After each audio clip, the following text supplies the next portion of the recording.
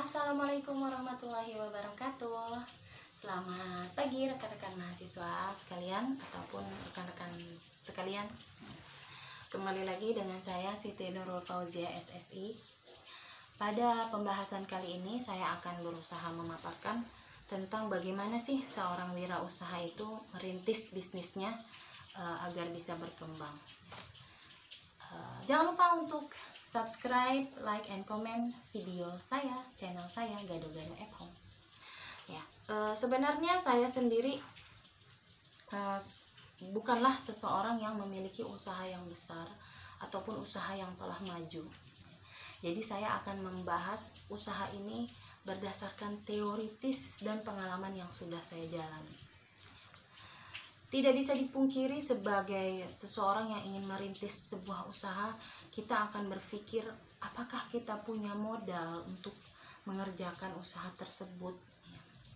Pasti di benak kita akan terbayang dari mana asal uang tersebut untuk merintis atau memulai bisnis tersebut. Nah, makanya secara teoritis ya kita diingatkan bahwa ada strategi-strategi ataupun ada cara-cara tertentu bagaimana usaha itu bisa berkembang. Selain tentunya ada kuasa Allah ya. Yang paling utama adalah kuasa Allah, karena bisa jadi bisnis yang sudah maju sekalipun tiba-tiba gagal. Apalah lagi kita-kita yang baru memulai, bisa sangat mungkin bisa tiba-tiba gagal ya. Itu semua biasa saja. Di dalam dunia usaha, kegagalan bisnis itu biasa saja. Namanya cara ya, ada yang mungkin efektif, ada yang mungkin kurang efektif. Dan rezeki itu tentu kita tahu Allah yang sudah mengaturnya. Jadi cara kita gimana? Cara kita adalah usaha saja. Usaha saja. Berikut secara teoritis ya, apa saja sih yang bisa dilakukan oleh seorang wirausaha supaya dia itu bisa mengembangkan bisnisnya. Yang pertama adalah miliki kemauan dan mimpi yang besar.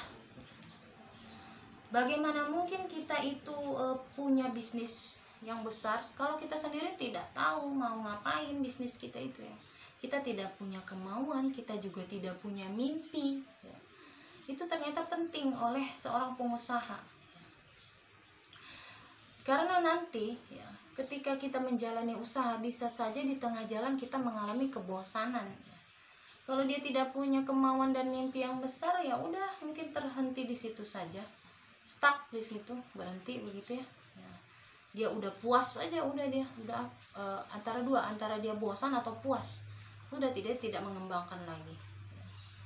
Nah ternyata rasa bosan maupun rasa cepat puas tersebut ya, itu bisa mematikan inisiatif maupun kreativitas ya untuk terus berinovasi memajukan bisnis tersebut. Hati-hati, terkadang sebuah bisnis yang sudah besar juga kadang-kadang terlalu jumawa atau sombong bahwa dia bisa mendapatkan pasar terus-menerus. Tiba-tiba datang kompetitor, ya dia terkalahkan begitu saja ya, padahal dia sudah bertahan bertahun-tahun lamanya. Nah itu ya, dunia usaha memang berwarna ya. Kemudian yang selanjutnya, cara yang kedua adalah memiliki perancangan dan strategi yang matang. Perancangan dan strategi yang dimaksud adalah bagaimana seorang pebisnis ya, mengelola bisnisnya, mulai dari target apa yang mau dia capai, kemudian bagaimana dia menangani konsumennya itu. Dia sudah ada strategi atau perancangannya. Nah ini penting karena saat mempertahankan bisnis ya, strategi inilah yang akan bekerja di dalamnya. Jadi jangan sekali-kali kita meremehkan, Allah nggak usah lah pakai strategi atau rencana-rencana yang terlalu matang, kita jalan aja. Enggak juga ya, kita bikin dulu rencananya, strateginya, supaya begitu misalnya ada di tengah-tengah ada sesuatu yang down, kita tahu strategi apa yang mau diambil. Kemudian cara yang selanjutnya adalah perlakuan pelanggan dengan baik ya. Hati-hati, ini penyakit juga ya untuk usaha-usaha yang sudah mulai berkembang atau yang sudah berkembang. Begitu masuk pelanggan atau si konsumen kadang-kadang dicuekin ya, biasa aja, dia nggak peduli gitu ya. Sementara mungkin si konsumen merasa bukan kamu aja yang jualan gitu ya, banyak orang lain, besok mas saya nggak mau kesini lagi ya, begitu ya. Nah itu karena apa? Karena kita tidak mau melayani si pelanggan yang notabene adalah raja tadi ya. Dia tidak mau ya. Padahal kalau pelanggan itu kalau udah loyal, dia bisa datang lagi, bahkan dia bisa memasarkan produk kita melalui mulutnya saja. Misalnya di sono melalui mulutnya dia berkata sama temannya ya, atau tetangganya, di sana yang murah, di sana yang bagus, di sana saya nggak pernah kecewa. Nah, orang pasti akan datang.